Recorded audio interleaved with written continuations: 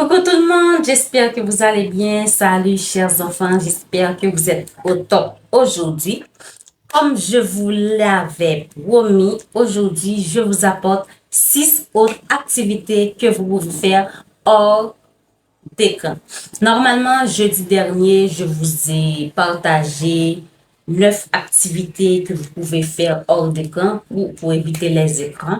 Là, aujourd'hui, je vous apporte 6 autres activités que vous pouvez faire pour éviter de trop scroller sur vos écrans. Alors, activité numéro 1, la chasse au trésor. Qu'est-ce que vous allez faire? Vous allez cacher quelques objets ou préparer des indices dans la maison ou dans le jardin. Je sais que vous savez ce que c'est la chasse au trésor. C'est un jeu que les enfants aiment beaucoup, beaucoup, beaucoup. Et quels sont les bienfaits de ce jeu? Ce jeu a plusieurs bienfaits dont je vais vous partager 3 bienfaits. Bienfait numéro 1, développe l'esprit d'observation.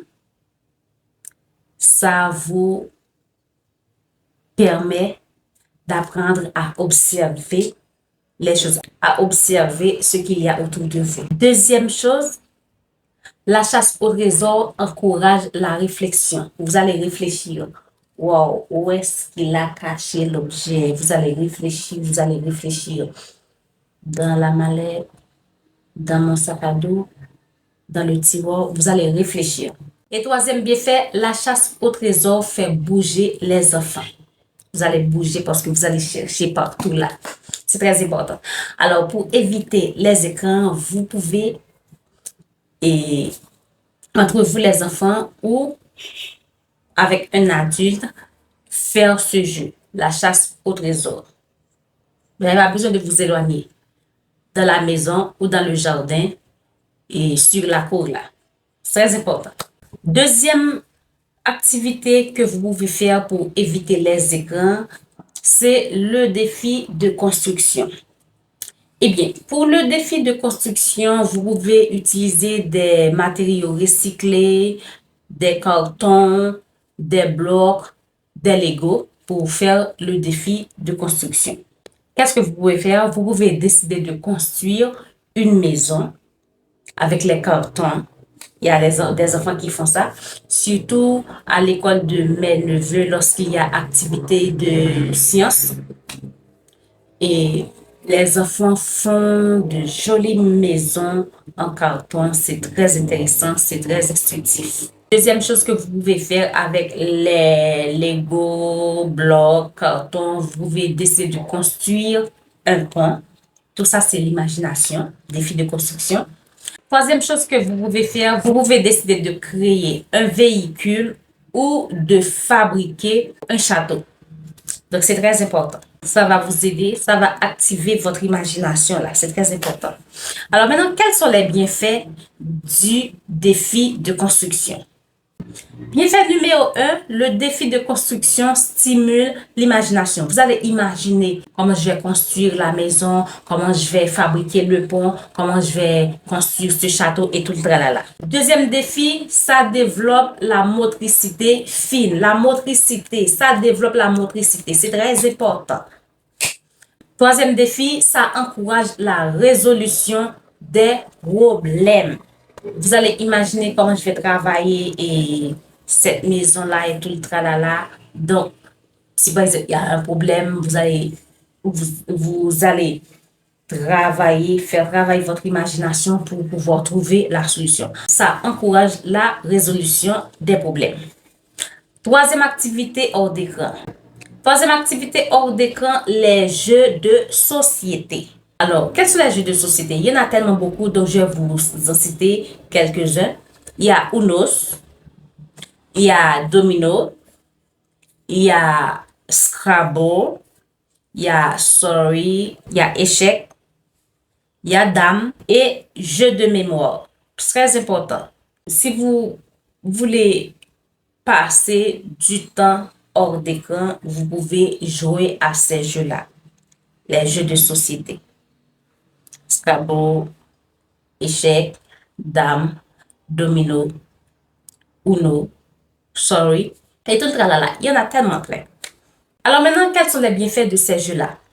Apprendre à respecter les règles. Pourquoi? Parce que dans ces jeux-là, il y a des règles. Alors, vous allez apprendre à respecter les règles de la maison, les règles entre amis, les règles de votre professeur, les règles de la classe et tout le tralala, les règles de la vie et tout le tralala. Ces jeux-là peuvent vous apprendre à respecter les règles. Il n'y a pas que les règles des jeux, mais les règles de la vie. C'est très important. Deuxième bienfait, ces jeux-là développent la patience. Si vous êtes si vous êtes un enfant qui est impatient, qui veut toujours gagner, qui est toujours pressé, qui veut toujours prendre les raccourcis, et ces jeux-là peuvent vous aider à travailler votre patience. Vous allez devoir attendre, vous allez devoir patienter parce que le jeu, c'est comme ça. C'est après toi, c'est moi. Ou si c'est à quatre, après Nadine, c'est Pierre, après Pierre, c'est Paul, après Paul, c'est moi. Donc, ça va vous aider à travailler votre patience. Troisième bienfait, ces jeux-là favorisent les échanges en famille ou les échanges entre vous. Parce que ça peut arriver que vous ne jouez pas avec la famille, c'est avec un ami, peu importe. Ces jeux-là favorisent les échanges entre vous. Vous échangez de temps en temps, vous parlez, vous dialoguez. C'est très important. Alors, lorsque vous êtes sur votre écran seul, vous n'allez pas parler, vous restez là scroller. Mais lorsque vous jouez ensemble, ça permet d'échanger entre vous. Quatrième activité, le théâtre ou les marionnettes. Comment vous allez faire ça? Eh bien, les enfants, vous pouvez décider d'inventer une histoire de différents personnages, avec ou sans marionnettes. Donc, si vous n'avez pas de marionnettes, vous pouvez faire comme ça. C'est très important. Moi, je me souviens lorsque j'étais petite, mes soeurs et moi, on savait inventer des histoires comme ça, on savait jouer ensemble. On avait une pièce de théâtre qu'on appelait Lily lave le riz. Donc, on savait donner des noms à nos petites histoires imaginaires. Donc, c'était très intéressant. Donc, vous pouvez aussi faire pareil, ça va vous aider. Et puis, ça va aussi stimuler votre imagination. Vous allez voir, en grandissant, vous serez capable d'écrire une pièce de théâtre. Parce que moi, je vous le dis, jusqu'à présent, on me sollicite pour écrire des petites pièces de théâtre comme ça pour les graduations et tout le tralala. Alors maintenant, le théâtre ou les marionnettes. Quels sont les bienfaits lorsqu'un enfant décide d'inventer une histoire? Eh bien, premier bienfait, ça développe l'expression orale parce que vous allez devoir parler, échanger, faire des mimiques et tout le tralala. Deuxième bienfait, ça renforce la confiance en soi. Le fait que vous allez prendre la parole, vous allez jouer un personnage, vous allez devoir vous mettre dans la peau, par exemple, de l'enfant qui est à l'école, dans la peau de la maîtresse, du professeur, de la maman et tout le tralala. Ça va renforcer votre confiance en soi. Vous allez avoir confiance en votre capacité. C'est très important. Et troisième bienfait, ça stimule la créativité. Ça stimule la créativité. Vous allez voir, vous allez apprendre à créer des choses, les costumes, décors et tout le tralala. C'est très important, les enfants. Cinquième activité que vous pouvez faire hors des écrans, c'est le parcours sportif. Alors, comment vous allez faire ça? Vous allez créer un petit parcours avec des chaises, des coussins, bien que je ne conseille pas trop les chaises, les coussins, pour ne pas mettre la maison sans dessus-dessous, c'est très important. Mais avec des cordes ou des bouteilles à contourner, c'est mieux. Avec les cordes ou les bouteilles. Qu'est-ce que vous pouvez faire avec ces choses-là? Vous pouvez décider de sauter, de ramper ou de courir. C'est à vous de voir. Est-ce que vous voulez sauter ou ramper ou courir. C'est à vous de voir. Le parcours sportif, c'est une très belle façon de s'esquiver hors des écrans. Maintenant, quels sont les bienfaits? Eh bien, premier bienfait, ça développe la coordination. Deuxième bienfait, ça favorise l'activité physique parce que là, vous travaillez votre physique, vous êtes en mouvement. Et troisième bienfait, ça permet de dépenser son énergie. C'est vrai qu'il fait chaud, mais un peu de sueur et un peu d'activité physique, un peu de mouvement ne peut pas vous faire de mal, à moins que vous soyez malade. Si vous êtes privé d'activité physique, là, ça c'est une autre chose. Sixième activité pour finir, c'est le défi créatif.